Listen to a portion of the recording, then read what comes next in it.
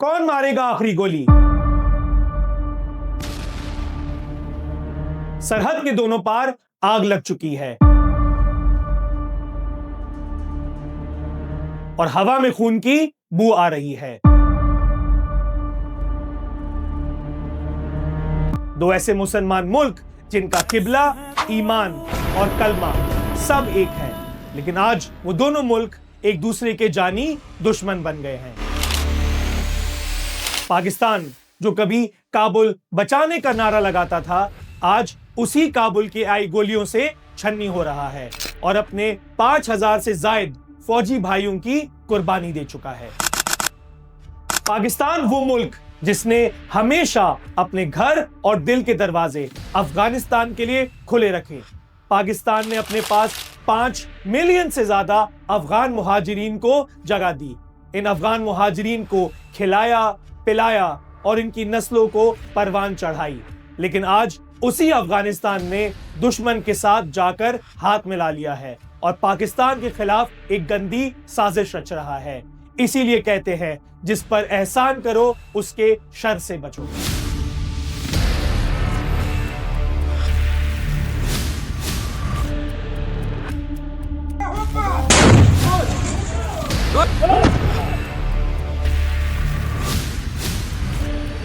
Pakistan and Afghanistan Taliban and Pakistani forces Afghan सरहद की ताजा तरीन सूरत हाल के हवाले से अपडेट करें, जहां पर अफगानिस्तान की जानिब से बिलाख्याल फायरिंग की गई। पाकिस्तानी फोर्सेस की भरपूर जवाबी कार्रवाई। पाकिस्तान और भारत की बढ़ती कुर्बत के हवाले से भारत ने काबुल में अपने तकनीकी दुश्मन को सिफारत खाने का दर्जा देने का ऐलान कर दिया।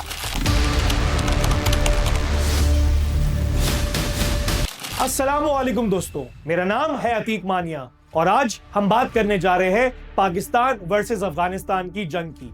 इससे पहले कि हम इस वीडियो में मजीद आगे बढ़ें, आपको चाहिए कि आप हमारी वीडियो को लाइक कीजिए, शेयर कीजिए और हमारे चैनल को सब्सक्राइब करना ना भूलिए, ताकि आपको इस तरह की इंफॉर्मेटिव वीडियोस आगे मिलती रहे। हकीकत यह है कि पिछले दिनों एक नई जंग का आगाज हुआ है। फाइटर जेट्स की गूंज, बॉम्ब्स की आवाजें, कैप्चर की गई पोस्ट और दोनों साइड्स पे लाशों के ढेर। एक ऐसी जंग का आगाज हुआ है जिसका किसी ने सोचा भी ना था। 2024 में 2500 लाशें गई। 2025 के 9वें महीने यानी सितंबर तक तकरीबन इतनी ही लाशें उठानी पड़ी और अगर यही हिसाब किताब चलता रहा तो 2025 के खत्म होते तकरीबन 3500 लाशें गिनना होंगी। हर एक शहादत पाकिस्तान के दिल पर लगने वाला एक ऐसा जख्म है जो कभी नहीं भर सकता। लेकिन 9 अक्टूबर को जो ओरकजई अटैक हुआ, उस अटैक ने पाकिस्तान की बर्दाश्त की आखिरी हद भी तोड़ दी और फिर कैबिनेट के अंदर से आवाज आई कि बस अब बहुत हो गया और फिर जवाब आया कि अब सबक सिखाने का वक्त आ गया है।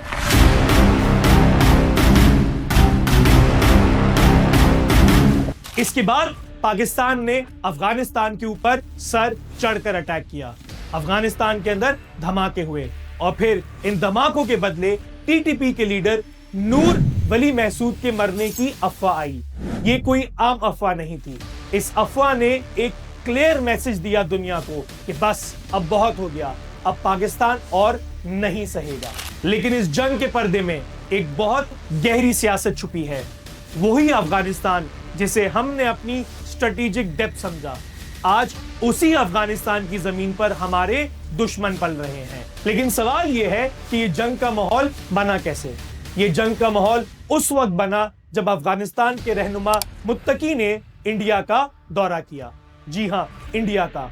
और रशिया, जिसकी अफगानिस्तान से सालों पुरानी दुश्मनी है, वही रशिया आज अफगानिस्तान के अंदर तालिबान की हुकूमत को रिकॉग्नाइज कर रहा है। इंडिया काबुल के अंदर अपनी एम्बेसी को वापस से खोलकर अपना किला और मजबूत करने जा रहा है। ऐसा देखकर यही लग रहा है कि पाकिस्तान को घेरकर डुबाने की एक नाकाम साजिश रची जा रही है। अब चलते हैं पाकिस्तान और अफगानिस्तान की हिस्ट्री के अंदर और देखते हैं कि आखिर वो कौन सा डिस्प्यूट है जो सॉल्व नहीं होकर दे रहा। इस डिस्प्यूट की शुरुआत हुई 1893 के अंदर, जब अंग्रेजों ने एक ड्यूरन लाइन बनाई। ये वही ड्यूरन लाइन है जो पाकिस्तान और अफगानिस्तान का बॉर्डर है। अफगानिस्तान का ये क्लेम है कि वो उस ड्यूरन लाइन को अपना बॉर्डर नहीं समझते और वो पाकिस्तान के प्रोविंस KPK को अपनी मलकियत समझते हैं। पाकिस्तान ने हमेशा अफगानिस्तान को अपना भाई समझा और ये वही भाई है जो हमारे मुल्क की जमीन पर कब्जा करना चाहता है। तारीख हमें यह भी बताती है कि 1979 में सोवियत यानी रशिया ने जब अफगानिस्तान के ऊपर अटैक किया तो पाकिस्तान ने अफगानिस्तान की पूरी मदद की और सोवियत को मार भगाया। ये वही अफगानिस्तान है जिसकी जमीन पर आज TTP यानी तहरीक-ए-तालिबान पाकिस्तान पल रही है। और सिर्फ पल नहीं रही, तहरीक-ए-तालिबान पाकिस्तान की अफगान सरजमीन के ऊपर पूरी ट्रेनिंग और फाइनेंसिंग भी हो रही है। लेकिन जब भी कभी पाकिस्तान की हुकूमत ने अफगान हुकूमत से इस बात की शिकायत की तो अफगान हुकूमत ने हमेशा यही जवाब दिया कि अफगान सरजमीन पाकिस्तान के खिलाफ यूज बिल्कुल नहीं हो रही। ये सब मसले तो चलते रहे हैं, लेकिन अब सितंबर में TTP ने पाकिस्तान अफवाज के ऊपर एक और हमला किया, जिसकी वजह से पाकिस्तान के 19 नौजवान फौजी हलाक हुए। इस हमले के बाद पाकिस्तान की आंखें खुल गईं और पाकिस्तान ने कहा कि बस अब हमारी बर्दाश्त बहुत हो गई। इस हमले के बाद जैसे पाकिस्तान बेकाबू ही हो गया। पाकिस्तान ने TTP के ऊपर धावा बोल दिया। जैसे ही TTP के ऊपर एक जबरदस्त ऑपरेशन शुरू हुआ, अफगानिस्तान की तरफ से पाकिस्तान की सरहद के ऊपर फायरिंग शुरू कर दी गई। पाकिस्तान का ये कहना है कि जैसे ही TTP की दुम पर पैर रखा गया, अफगानिस्तान उसका दोस्त उछल पड़ा और उसने पाकिस्तान के खिलाफ जवाबी कार्रवाई की है। इन सब चीजों के चलते चलते चीजें मजीद उलझती गई और फिर आई 11 अक्टूबर की रात। 11 अक्टूबर की रात जबरदस्त हमला हुआ और दोनों साइड से इल्जाम लगाए गए।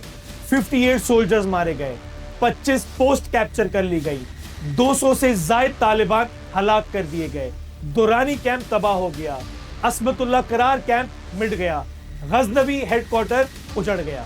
ये सब फिगर्स ही नहीं बल्कि खून से लिखी गई एक दास्तान है। इन सब खूनी झड़पों के दौरान इस्लामाबाद के ऊपर, अफगान की सरजमीन के कैपिटल काबुल और दीगर शहरों के ऊपर हवाई अटैक्स करने का भी इल्जाम लगा और पाकिस्तान का इन अटैक्स के बदले ये कहना था कि उसने ये अटैक्स अफगानिस्तान की सरजमीन पर नहीं बल्कि TTP के ट्रेनिंग सेंटर्स पर किए हैं।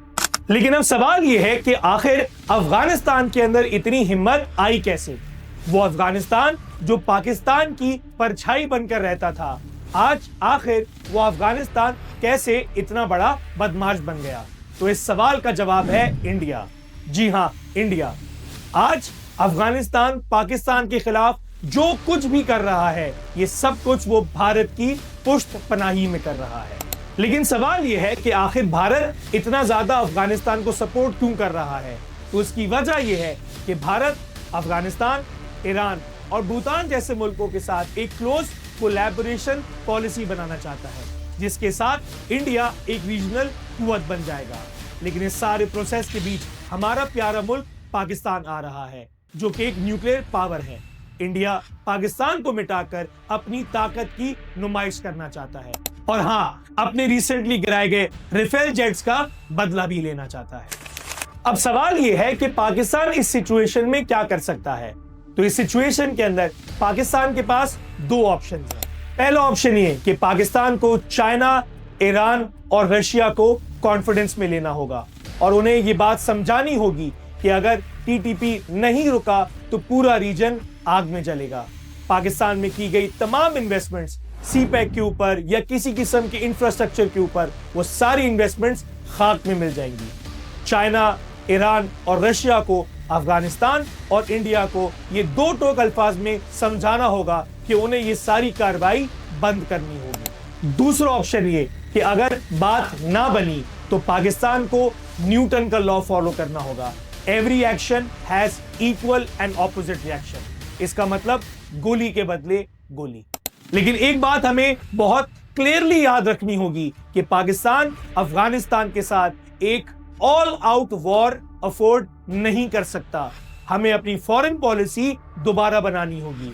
हमें अपना घर अंदर से साफ करना होगा। ये जो रेडिकल सोच पाकिस्तान में पल रही है, हमें इसे भी रोकना होगा। इस सोच को रोकने के लिए गोली नहीं बल्कि तालीम इस्तेमाल होगी। तालीम के जरिए हम इस रेडिकल अप्रोच को बदल सकते हैं। हम लोगों को एक नई सोच और एक नया डायरेक्शन दे सकते हैं। हमें चीजों को बदलना होगा। क्योंकि आज हमारे मुल्क में जो कुछ भी हो रहा है वो माजी में किसी ना किसी की गलती का नतीजा है। अब वक्त आ गया है कि हम अपनी तकदीर का फैसला खुद करें, क्योंकि अगर हमने ऐसा ना किया तो कोई और हमारी तकदीर का फैसला कर देगा। अगर आप पाकिस्तान और अफगानिस्तान की हिस्ट्री के ऊपर एक डिटेल्ड वीडियो देखना चाहते हैं और ये भी जानना चाहते हैं कि इस हिस्ट्री के अंदर अमेरिका का क्या रोल रहा है, तो हमारे चैनल को सब्सक्राइब करना ना भूलिएगा ताकि वो वीडियो आप तक पहुंच सके। बहरहाल इस वीडियो को एंड तक देखने का शुक्रिया।